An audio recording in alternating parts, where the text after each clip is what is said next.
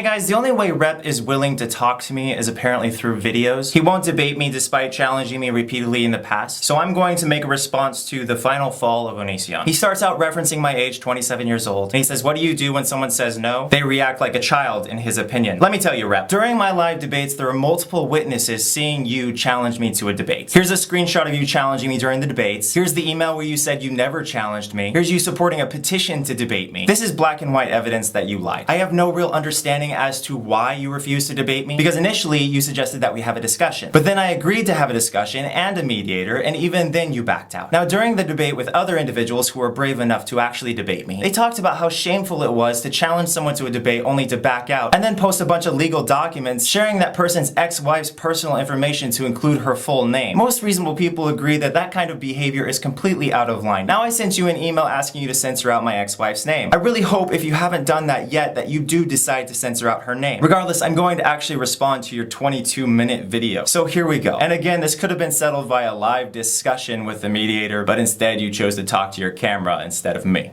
Okay, as far as so-called haters, when people make multiple negative videos about you, they are haters. I don't know why there's a discussion about this. People who disagree with you are not automatically haters. People who hate on you are. Like for instance, I had a debate with SG. Apparently he has made 40+ negative videos about me. He swore at me, he yelled at me, and he insulted me. That is an example of a hater. Somebody who says, listen, as far as your views on abortion, I'm pro-life, and I don't agree with you. That person is not a hater. They are someone with a different opinion. What is and isn't a hater is self-evident. And the sad thing is that the real people who abuse the word hater are the individuals who go to someone's channel and they say, this person's a monster, a psychopath, and I hate them. That is a hater. But those very same people are saying, oh, I'm a hater because I don't agree with you. You say out of the clear blue, as if it came out of nowhere, that I challenged you to a debate, despite you with tons of witnesses openly challenging me to debates while the debates were occurring. It didn't come out of the blue, Rep. You asked for it, you got it, and when you got it, you ran. This is the evidence. It's right in front of you. And then he uses an example of me saying that I picked this individual because Rep said good luck to them, which means Rep was supporting the debaters. So again, it didn't come out of the blue. And then he points out that I said I didn't want to talk to him. The reality is, however, I saw that multiple people were saying that he was going to pwn me in discussion. I saw his challenges and I'm like, you know what? I can man up. I don't want to talk to him, but a lot of people are voting for me to talk to him. I'll do it for my audience and I'll do it to prove people wrong. And again, what did he do? He literally went and deleted his comments. So now you can't even find them. All you have now are witnesses and screenshots of what happened. He then says, importantly and specifically, that he didn't handwrite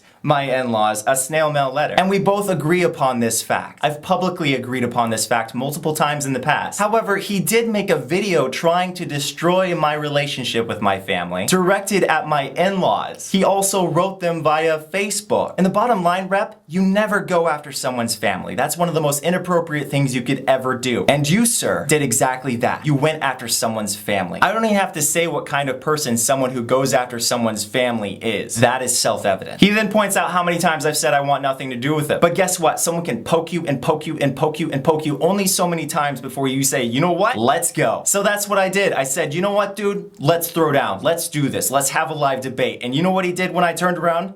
He ran. He literally says that he has never asked to debate me yet again. Blatantly lying to you guys. I don't even know if he removed it from his Facebook yet. But guess what? This man is sticking with his lie. It's amazing. Because if he hasn't removed it from his Facebook yet, you can go over there now, scroll down, and you'll see him literally challenging me to a debate. And he just literally said he never has. And then there's this screenshot again. This is amazing that someone would stand by a lie even though they've been publicly proven wrong again and again. Listen guys, I've made mistakes in my life and I admit when I'm wrong. But this isn't a gray matter. This is literally black and white. He says he never challenged me to a debate even though it's proven that he in fact has multiple times. Me personally, I see someone blatantly lie to me like that and I'm like, dude, I'm out. Okay, I also want to point out something that invalidates his previous points, where he says, guess what, Onision, you previously said you never wanted to talk to me again, you had no interest in me, etc. And now you're contradicting yourself by pursuing debate with me. Of course, refusing to acknowledge the fact that he literally challenged me within the last few days. This very same man publicly said that he wouldn't be talking about me ever again. In the very email he posted himself to his own video, he said that really having anything to do with me would be like beating a dead horse. So as you can see, he's guilty of the same things that he's saying I am, which is being a person who changes in time. A person who thinks about something and says, you know what, I want to go a different course. For me, it was the person who was getting poked and poked and poked and finally turned around and said, let's go. For him, it was a guy who says, I want to debate you, I want to debate you, I want to debate you, and then says, oh, I don't want to debate you anymore. And also, I don't want to talk about you. Only to a few days later title a video, The Final Fall of Onision. It's like beating a dead horse, only not, because you're still beating it. He says he was going to make a final video about me and that he deleted all the clips regarding that video. This may be true, but let me tell you the most popular reason why someone stops making a video about something. It's because the video sucks. There are quite a few experienced YouTubers watching this video right now, and those individuals know damn well that what I just said is very true. If we don't like the way a video is going, we stop making it. If the final video he was going to make on me was a really, really good video, there's no way he would stop from making it. So basically what he's very likely indicating is that the last video he attempted to make on me was probably pretty weak. He couldn't see the point then, but at least he sees the point now and decided to make The Final Fall of Onision. He then says what I previously said, that he publicly said he wouldn't be talking about me anymore, and yet just like I pointed out, he's guilty of the same thing that he said I was guilty of, where he said he wouldn't do something a long time ago, but now is doing exactly that. So in that, the whole first section of his video is completely self-destructive. It's literally like he's ridiculing himself. He then talks about how he doesn't want to make a video about my wife's pregnancy. Well, Rep, you've made videos addressing my family members which are a part of my private life exclusively. You made my relationship with them public. You also took my marriage certificate and threatened to release it to a hate site. It was already available to the public. However, a marriage certificate on a legal site versus a marriage certificate on a hate site are two very different things. But the reality is, in your actual videos, you linked my marriage certificate, which means you not only pulled me under the bus, but my wife as well, who, by the way, hasn't done anything to anybody. My wife and my family do not deserve this stress, and yet you have flung it upon them. Innocent people. This is part of why I've never wanted to talk to you, because your behavior has disgusted me so much. You have behaved as a person who has no morals. It's as simple as this. If you have a problem with somebody, have a problem with them. Do not go after family. I don't know who your family is. I don't care to know who your family is because it is none of my business. I don't post your legal documents in my video description or threaten to release them to hate sites because that's just not something I'm willing to do. I don't see how it's productive. I do, however, see how it's abusive. And I also want to remind my audience, this individual pulled my ex-wife under the bus by releasing her full name to everyone as well. Yes, this full name was available to the public, but only if you went to a legal site and sought it out. He, however, posted my ex-wife's full name to this blog, which is negative towards me, and in that it could be seen as a hate blog, as what he presents there isn't constructive criticism, but rather his only objective appears to be trying to rip me apart. It's not like he says, hey everyone, this is Onision, he's on the wrong path in life, let's try to get him on the right path. Instead he says, hey, these are the accusations made against Onision, let's not give him a chance to speak his piece in live show. Rather, let's all treat these accusations as if they're fact and go spam him, telling him what garbage we believe him to be, based on something that we quite frankly do not have enough evidence to fully judge. Again, he points out that he says he doesn't want to produce any more content about me, then contradicting himself by making more content about me. So again, if you're going to say someone else is guilty of something, don't be guilty of it yourself. He then again emphasizes the same point he's been trying to drive this whole time, being completely unaware of his own behavior, questioning again and again why would somebody who says they don't want anything to do with another person would then proceed to want to have a dialogue with them, not realizing he is actively doing exactly the same thing. I just want to go off to the side real quick and express a concern I have. When I was going to do a rep sock debate, which me as a comedian I found to be very funny, and hundreds voted for me to do this. It wasn't like everybody was telling me no, that I shouldn't debate a sock. My thoughts were, okay, this guy doesn't want to debate me. I still want to counter his points. I may as well have some fun with this. And if you watch it, I laughed a lot because it was really amusing to me. And a lot of other people said, thank you for making that. It was hilarious. I cried laughing. So a lot of people enjoyed the rep sock debate. If you go to my Facebook, you'll also see the hundreds of people that voted to make that debate happen. But I just want to point out my concern. This man threatened me vaguely that something bad would happen to me if I proceeded to debate a sock. I kept thinking to myself when he was threatening me, first of all, is this guy psycho? Why would you threaten someone with something very bad and not tell them what it is? That could be anything. He could be threatening to show up to my house and throw a pie in my face, or he could be threatening to just update his status with Onision is a duty head. Saying you're gonna do something bad to somebody is very vague and scary. So I was looking at this and I was thinking to myself, okay, if I proceed to argue with a sock on a live show, this guy's gonna do something bad to me. And you know what I did? I could have ran like he ran when I challenged him to a debate, but instead I thought to myself, you know what? Let him do what he's gonna do. I will not be controlled by someone threatening me. I will not be controlled by fear. So I'm gonna proceed with this debate regardless. And you know what? The mass majority supported me, as you can see in the Facebook polls.